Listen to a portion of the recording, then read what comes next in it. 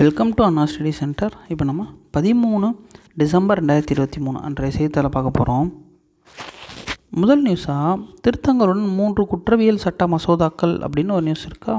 இல்லை, பழைய பேரில் இருந்த குற்றவியல் சட்டங்களை பெயர்களை மாற்றுறாங்க, சின்ன சின்ன திருத்தங்கள் பண்ணுறாங்க. அது பார்லிமெண்ட்டில் தாக்கல் பண்ணியிருக்காங்க. அதான் நியூஸு. இதில் இந்திய தண்டனை சட்டம் 1860 பாரதிய நியாய சம்ஹிதா அப்படின்னு மாற்றிட்டாங்க. இந்திய குற்றவியல் நடைமுறை சட்டம் 1892 பாரதிய நாகரிக் சுரக்ஷா சம்ஹிதா அப்படின்னு மாற்றிட்டாங்க. இந்திய சாட்சிய சட்டம் 1872 பாரதிய சாட்சிய அதிநியம் அப்படின்னு மாற்றிட்டாங்க. சரி, இப்போ நம்ம இதில் என்ன கொஞ்சம் பார்க்கணும் அப்படின்னா, இந்திய தண்டனை சட்டம் 1860 இருக்குல்ல, அதை மட்டும் கொஞ்சம் நல்லா பார்த்துக்கோங்க. பாரதிய நியாய சம்ஹிதா அப்படின்னு பேரை மாற்றிட்டாங்க. அது கொஞ்சம் முக்கியம். சரியா? அடுத்ததான் பயங்கரவாதம் என்றால் என்பதற்கு அது விலகத்தில் சில திருத்தங்கள் பண்ணியிருக்காங்க. அவ்வளோதான். பொருளாதார பாதுகாப்புன்னு சேர்த்துருக்காங்க. அவ்வளோதான். வேறு ஒன்றும் வேணாம். முதல்ல சொன்ன பாயிண்ட்லாம் கொஞ்சம் நல்லா பார்த்துக்கோங்க. அடுத்தது ராஜஸ்தான் புதிய முதல்வராக பஜன்லால் சர்மா அவர்கள் பதவியேற்றிருக்காங்க. சரியா? ராஜஸ்தானோட புதிய முதல்வர் திரு பஜன்லால் சர்மா அவர்கள். அடுத்து புயல் பாதிப்பு ஆய்வு இருக்கா. இதில் தேசிய பேரிடர் மேலாண்மை ஆணையத்தின் ஆலோசகர் குணால் சத்யார்த்தி அவர்கள் சென்னையில் பார்த்துட்டு போயிருக்காங்க. சரியா? எப்படி இருக்குது தேசிய பேரிடர் மேலாண்மை ஆணையத்தோட செக்ரட்டரி. சரியா? தேசிய பேரிடர் மேலாண்மை ஆணையம்னா ரொம்ப முக்கியம், படிக்கணும் ஜியாகிரஃபியை பொறுத்த வரைக்கும். அடுத்ததாக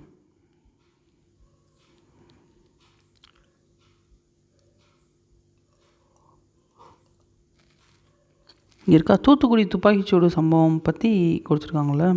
நம்ம என்ன தெரிஞ்சுக்கணும், இந்த அருணா ஜெகதீசன் மார்க் பண்ணாமல் இருக்குது. அருணா ஜெகதீசன் கமிட்டி மட்டும் தெரிஞ்சுக்கணும். தூத்துக்குடி துப்பாக்கி சூடு சம்மந்தமாக விசாரிக்க எந்த கமிட்டி கொண்டு வரப்பட்டது, எந்த கமிட்டி போட்டாங்க அப்படின்னா அருணா ஜெகதீசன் அவர்கள் தலைமையிலான கமிட்டி தான் அதை விசாரிக்கும். சரியா? கொஞ்சம் முக்கியம். அருணா ஜெகதீசன் கமிட்டி கொஞ்சம் முக்கியம், பார்த்துக்கோங்க. அடுத்ததாக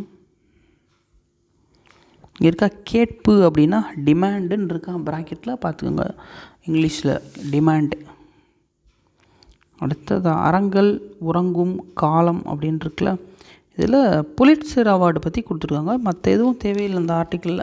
புலிட்சர் விருதுனா இப்போது ஜெர்னலிசம், லிட்ரேச்சர் இந்த மாதிரி சில துறைகளுக்கு மட்டும் கொடுப்பாங்க புலிட்சர் அவார்டு. ஜெர்னலிசம், லிட்ரேச்சர் இந்த மாதிரி சிலதுக்கு. சரி, அது யூஎஸ்ல கொடுப்பாங்க. சரி அமெரிக்காவில் யுனைடெட் ஸ்டேட்ஸில் கொடுப்பாங்க. கொடுக்குறது கொலம்பியா யூனிவர்சிட்டி கொடுக்கும் புலிட்சர் அவார்டை. கொஞ்சம் ரொம்ப முக்கியமான அவார்டு, அதனால் சொல்கிறோம். அந்தந்த ஆண்டுகளுக்கு யார் புலிட்சர் அவார்டு வாங்கினது அப்படின்னு தெளிவாக படிச்சுக்கணும். தேர்வுக்கு சமீபத்தில் கொஞ்சம் படிச்சுக்கணும். சரியா? அடுத்ததாக பிபர்ஜாய் புயலை பற்றி சொல்கிறாங்களா. பிபர்ஜாய் கொஞ்சம் அதிகமான சேதத்தை ஏற்படுத்திய புயல் தான். குஜராத் மாநிலத்தை தாக்கிய புயல் 2023 தான் வந்துச்சு. சரியா? அடுத்து மத்திய பிரதேசம் சத்தீஸ்கர் புதிய முதல்வர்கள் பதவியேற்பு அப்படின்னு இருக்கா. அதில் மத்திய பிரதேச முதல்வராக மோகன் யாதவ் அவர்கள் பதவியேற்கிறாங்க. அடுத்ததான் சத்தீஸ்கர் மாநிலத்தில் விஷ்ணுதேவ் சாய் அவர்கள் முதலமைச்சராக பதவியேற்கிறாங்க. 2 பேர் மட்டும் முக்கியம், பார்த்துக்கோங்க. அடுத்ததான் திருநாய்க்கடியை பற்றி இருக்கா. ரேபிஸ், நாய்க்கடினாலே ரேபிஸ் தானே, அது பார்த்துக்கணும். அது வைரஸ், ரேபிஸ்னால் வைரஸ் தான். சரியா? அடுத்ததாக புதுச்சேரி ஜம்மு காஷ்மீரிலும் 33% மகளிர் இடஒதுக்கீடு வேணும் அப்படின்னு மக்களவையில் மசோதா கொண்டுட்டு வந்திருக்காங்க. சரியா? அதில் 33% இடஒதுக்கீடு சம்மந்தமான அமெண்ட்மெண்ட் ஆக்ட், எது அரசியலமைப்பு சட்ட திருத்தம்னா 106வது அரசியலமைப்பு சட்ட திருத்தம், 33% இடஒதுக்கீடு, 106வது அமெண்ட்மெண்ட் ஆக்ட். சரியா? ஜம்மு காஷ்மீர் மாநில சிறப்பு அந்தஸ்து நீக்கினது 2019 ஆகஸ்ட்டில். அது ஓகே. இது 106 கொஞ்சம் பார்த்துக்கோங்க. பில்லு 128வது பில்லு, அதுவும் முக்கியம். செயற்கை நுண்ணறிவின் நேர்மையான பயன்பாட்டுக்கு உலகளாவிய கட்டமைப்பு தேவை அப்படின்னு பிரதமர் அவர்கள் சொல்லியிருக்காங்க. சரியா? இதில் செயற்கை நுண்ணறிவு சர்வதேச மாநாடு அதை பிரதமர் தொடங்கி வச்சுருக்காங்க. எங்கே நடந்துச்சுன்னா டெல்லியில் நடந்திருக்கு. செயற்கை நுண்ணறிவு சர்வதேச மாநாடு.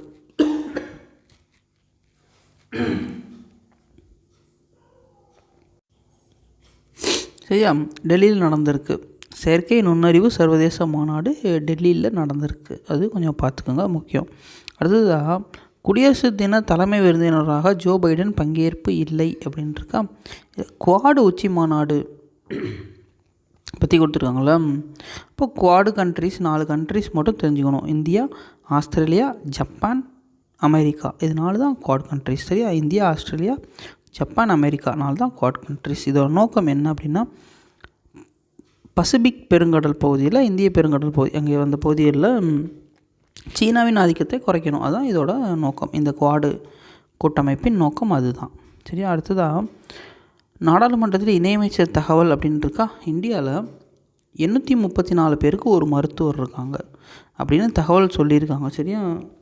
அதில் பார்த்துக்கலாம். இப்போதைக்கு இது ஞாபகம் வச்சுக்கோங்க, அப்டேட்டு பார்த்துக்கலாம். இப்போதைக்கு 834 நபர்களுக்கு ஒரு மருத்துவர் இருக்காங்க இந்தியாவில். சரியா?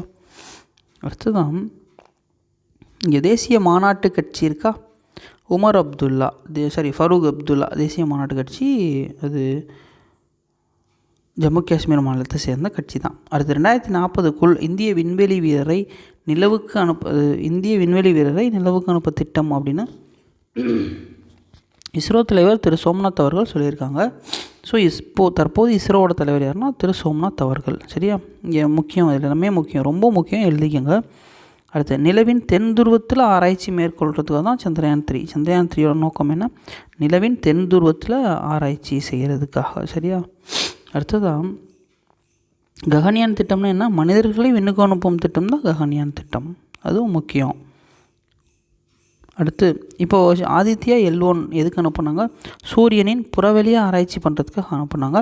செப்டம்பர் மாதம் 2ஆம் தேதி அனுப்புனாங்க. இந்தியாவிலேருந்து ஆதித்யா L1 அதில் அனுப்புனாங்க. L1 அப்படிங்கிறது பூமியிலிருந்து சுமார் 15 லட்சம் கிலோமீட்டர் தொலைவில் இருக்கும் லக்ராஞ்சியன் பாயிண்ட் 1, அதுதான் அந்த L1 அப்படிங்கிறது. சரியா? செப்டம்பர் 2ஆம் தேதி, அது கொஞ்சம் ரொம்ப முக்கியம், பார்த்துக்கோங்க. அடுத்தது தேசிய விண்வெளி தினமாக, அது நிலவின் தென்துருவ பகுதியில் சந்திரயான் 3 விக்ரம் லேண்டர் தரையிறங்குச்சுல, அந்த தினம் தான் தேசிய விண்வெளி தினம். அந்த டேட் எப்படின்னா ஆகஸ்ட் மாதம் 23ஆம் தேதி, ரொம்ப ரொம்ப முக்கியம். சரியா? ஆகஸ்ட் 23 தேசிய விண்வெளி தினம். எதற்காகனா சந்திரயான் 3 விக்ரம் லேண்டர் நிலவின் தரைப்பரப்பில் இறங்குன அந்த நாள். சரியா? அடுத்ததாக இதை சும்மா ஒரு இலக்கு மட்டும் நிர்ணயிச்சிருக்காங்க, அது பார்த்துக்கோங்க. 2035க்குள்ளே விண்வெளி மையம் அமைக்கணும் அப்படின்னு இலக்கு நிர்ணயிச்சிருக்காங்க. 2040க்குள்ளே நிலவுக்கு அனுப்பணும் மனிதர் அப்படின்னு இலக்கு நிர்ணயிச்சிருக்காங்க. சரியா? இதெல்லாம் இலக்குகள் தான், பார்த்துக்கோங்க. சரியா? மற்ற ஆதித்யா பற்றி சொன்னது, ககன்யான் பற்றி சொன்னது, சந்திரயான் 3 பற்றி சொன்னது எல்லாமே ரொம்ப முக்கியம். இதெல்லாம் கொஞ்சம் வரும் கேள்வி, முக்கியமான பார்ட்டு தான் அதெல்லாம். சரியா? அடுத்ததாக கூகுள் தேடல் இருக்கா. எதெல்லாம் பற்றி அதிகமாக சர்ச் பண்ணாங்க அப்படின்ட்டுருக்கு, அது கொஞ்சம் முக்கியமானதை மட்டும் நம்ம பார்த்துக்குவோம். சரியா? சந்திரயான் 3 பற்றி சர்ச் பண்ணியிருக்காங்க, அது நிலவின் தென் துருவத்தில் இறங்குச்சு, பார்த்துட்டோம். அடுத்து ChatGPT இருக்கா.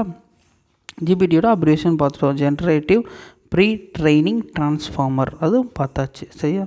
அடுத்ததாக இங்கே அணுகுண்டின் தந்தை யார்?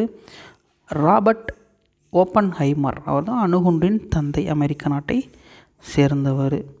அடுத்ததான் இங்கே கோடிங்னா தமிழில் கொடுத்துருக்காங்களா, கணினி குறியீட்டு செயல்முறை. கோடிங் அப்படிங்கிறது கணினி குறியீட்டு செயல்முறை. அடுத்து ஆசிய விளையாட்டுப் போட்டிகள் சீனாவில் நடந்துச்சு, அதையும் நிறைய பேர் சர்ச் பண்ணி பார்த்துக்காங்க, முக்கியம். ஆசிய விளையாட்டுப் போட்டி எந்தனா சீனாவில். அடுத்து அகமதாபாத் நகரில், அது நரேந்திர மோடி கிரிக்கெட் ஸ்டேடியம் எங்கே இருக்குன்னா அகமதாபாத் நகரில் இருக்குது, அதையும் நிறைய பேர் சர்ச் பண்ணி பார்த்துருக்காங்க. இதில் 2 புயல்கள் பேர் இருக்குது, அது முக்கியம். ஹிலாரி புயல், இடாலியா புயல்னு 2 புயல் இருக்குது. அப்போது ஹிலாரி புயல் அப்படிங்கிறது அமெரிக்காவை தாக்கிச்சு. சரியா? அது எந்த கடலில் உருவாச்சு அப்படின்னா பசிபிக் பெருங்கடலில் உருவாச்சு. இடாலியா புயல் அதுவும் அமெரிக்கா தான்.